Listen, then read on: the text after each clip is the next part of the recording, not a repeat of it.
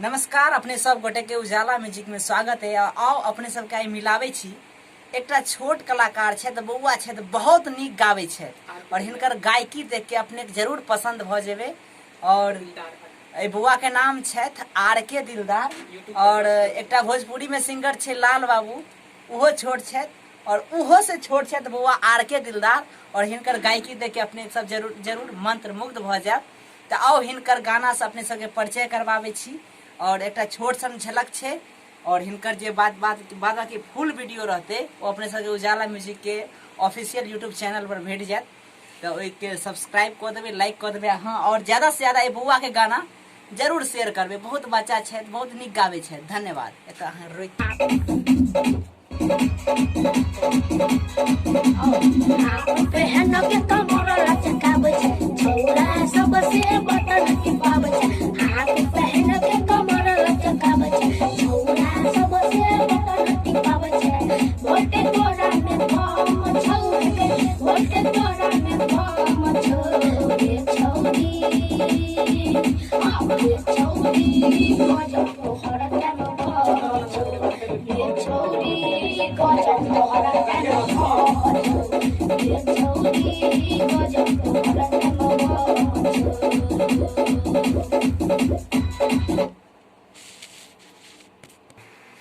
तो छेल अपने सबके बीच में एक मुखरा और आओ छोट सी हिनकर एक अंतरा देख ले छी।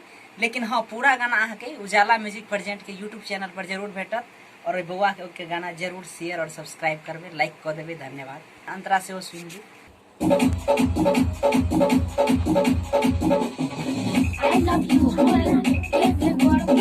हमारा के बतावे छे कोनो की चलावे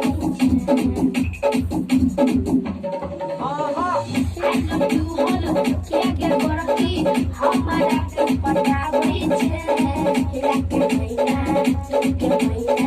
कोनो की चलावे चाहे बहुत तोहर लाई तो छौरी के बहुत तोहर लाई तो छौरी